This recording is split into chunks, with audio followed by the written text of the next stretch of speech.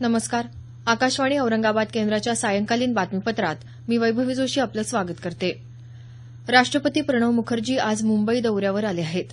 राज्यपाल सी विद्यासागर राव, मुख्यमंत्री देवेंद्र फडणवीस यांनी मुंबई विमानतळावर राष्ट्रपतींचं स्वागत केलं. मुंबई विद्यापीठाचा दीक्षांत समारंभ तसंच इंडिया टुडे कॉन्क्लेव्हमध्ये राष्ट्रपतींनी मार्गदर्शन केलं.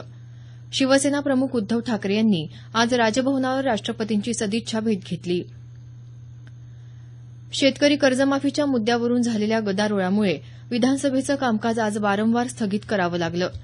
सकाळी सदनाचं कामकाज सुरू होताच काँग्रेस राष्ट्रवादी काँग्रेससोबतच शिवसेनेच्या सदस्यांनीही अध्यक्षांसमोरच्या हौद्यात उतरून घोषणाबाजी सुरू केली. या गदारोळामुळे कामकाज दुपारपर्यंत 3 वेळा स्थगित करण्यात आलं. या गदारोळातच अर्थमंत्री सुधीर मुनगंटीवार यांनी 2016-17चा आर्थिक सर्वेक्षण अहवाल आज विधानसभेसमोर सादर केला. आर्थिक वृद्धी दर 9.4% राहण्याचा अंदाज या अहवालात वर्तवण्यात आला असून कृषी क्षेत्रात 12.5% वाढ अपेक्षित आहे. तृणधान्य, कडधान्य, गळीत धान्य तसंच कापूस उत्पादनात वाढ अपेक्षित असून ऊस उत्पादनात मात्र 28% घट होण्याचा अंदाज वर्तवण्यात आला आहे. लोकलेखा समितीचा अहवालही आज सदनासमोर मांडण्यात आला. सन 2017-18चा अर्थसंकल्प उद्या विधिमंडळात सादर होणार आहे. उद्या दुपारी 2 वाजता अर्थमंत्री सुधीर मुनगंटीवार विधानसभेत तर अर्थ राज्यमंत्री दीपक केसरकर हे विधान परिषदेत अर्थसंकल्प सादर करणार आहेत. शेतकऱ्यांच्या कर्जमाफीविषयी भारतीय स्टेट बँकेच्या अध्यक्षा अरुंधती भट्टाचार्य यांनी केलेल्या विधानाबद्दल विधानसभेचे विरोधी पक्षनेते राधाकृष्ण विखे पाटील यांनी आज विशेषाधिकार भंगाची सूचना मांडली. शेतकरी कर्जमाफीचा मुद्दा कोणत्या कलमान्वये मांडायचा यावर सरकारनं वेळ न घालवता उद्या अर्थसंकल्प सादर करण्यापूर्वी कर्जमाफीचा निर्णय घ्यावा अशी मागणी राष्ट्रवादीचे आमदार प्रकाश गजभिये यांनी केली. राज्यातल्या सार्वजनिक पाणीपुरवठा आणि उच्चदाब उपसा जलसिंचन योजनेतील ग्राहकांकडे वीज बिलाची थकबाकी आहे. अशा वीज ग्राहकांचा वीजपुरवठा खंडित करण्याची कारवाई महावितरणकडून सुरू असल्याचं ऊर्जामंत्री चंद्रशेखर बावनकुळे यांनी सांगितलं. याबाबत त्यांनी आज विधानसभा आणि विधान परिषदेत निवेदन दिलं. या कारवाईमुळे शेतकरी आणि ग्रामस्थांना पाणी पुरवठ्याच्या अडचणी निर्माण होऊ नये यासाठी या ग्राहकांसाठी वीज बिलाची थकबाकी हप्त्याने भरण्यासाठी प्रोत्साहन योजना सुरू करण्यात आली असल्याचं त्यांनी सांगितलं. मूळ थकीत देयकापैकी 20% रक्कम आणि चालू महिन्याचं पूर्ण देयक भरल्यानंतर वीज जोडणी पूर्ववत करण्यात येणार आहे. भाजपचे त्रिवेंद्रसिंह रावत उद्या उत्तराखंडचे मुख्यमंत्री म्हणून शपथ घेतील.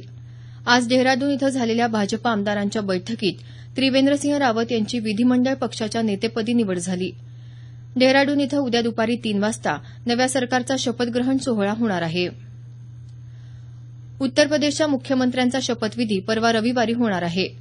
राज्यपाल राम नाईक यांनी ही माहिती दिली.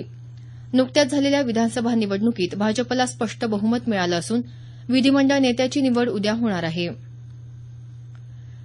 येत्या 2 ते 3 वर्षात राज्यामध्ये संपूर्ण परिवर्तन झाल्याचं दिसून येईल असा विश्वास मुख्यमंत्री देवेंद्र फडणवीस यांनी व्यक्त केला आहे. मुंबईत इंडिया टुडे कॉन्क्लेव्हमध्ये ते आज बोलत होते.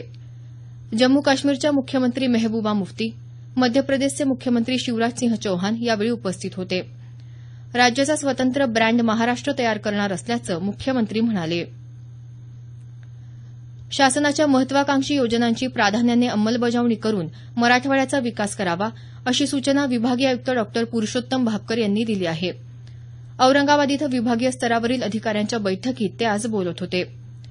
स्वच्छ भारत उपक्रमात मराठवाडा मागे असून या कामांना गती देण्याचे निर्देश भापकर यांनी संबंधित अधिकाऱ्यांना दिले. सशस्त्र पोलीस शिपाई भरती यंदा ऑनलाईन पद्धतीनं राबवली जात आहे.